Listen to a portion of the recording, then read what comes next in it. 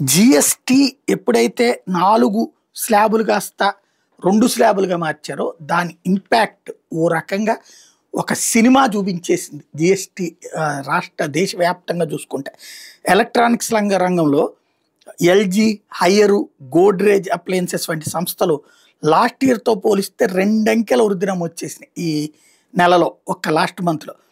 Higher అమ్మకాలైతే 85% పెరిగినాయి ఒకే దెబ్బకి. 2.5 లక్షల కంటే ఎక్కువ ధర ఉన్నటువంటి 85 అంగుళాల నుంచి 100 అంగుళాల టీవీలు అయితే దీపావళి నిల్వలను కూడా అమ్మేసి పడేశారు దసరాకి. ఈ కాలంలో 65 అంగుళాల టీవీలని రోజుకు 300 నుంచి 350 యూనిట్లు అమ్మేసింది మొన్న ఏదైతే 21 నుంచి తర్వాత 9 రోజుల్లోనే.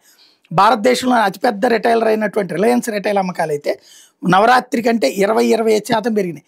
పెద్ద స్క్రీన్ టీవీలు, స్మార్ట్ ఫోన్లు, ఫ్యాషన్ వస్తువులు ఇవన్నీ కూడా విపరీతంగా అమ్ముడుపోయినాయి అని చెప్పుకొచ్చింది.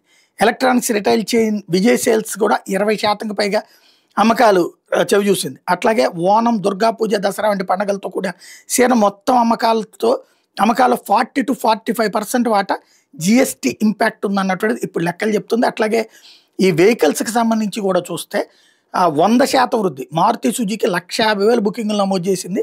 లాస్ట్ ఇయర్ 85,000 ఈ టైంకి, ఏకంగా దాదాపు డబుల్ అయినట్టు. నవరాత్రి మొదటి 8 రోజులను కంపెనీ ఏకంగా 165 వాహనాలు డెలివరీ చేసింది. మొదటి రోజునే 30,000 కార్ల రికార్డ్ డెలివరీ చేసింది. ఇది గత 35 ఏళ్లలో ఆ కంపెనీ పెట్టాక ఇంత లేదట. అలాగే మహేంద్ర XUV 700, స్కార్పియో, ఎన్ వంటి SUVలు తయారీదారు. వీళ్ళు విక్రయాలు లాస్ట్ ఇయర్తో పోలిస్తే 60% పెరిగినాయి. అట్లాగే హుండాయిలో క్రెటా కావచ్చు, వెన్యూ లాంటి మోడల్కి విపరీతమైన డిమాండ్ కారణంగా మొత్తం అమ్మకాల్లో SUVల వాటా 72% పెరిగింది.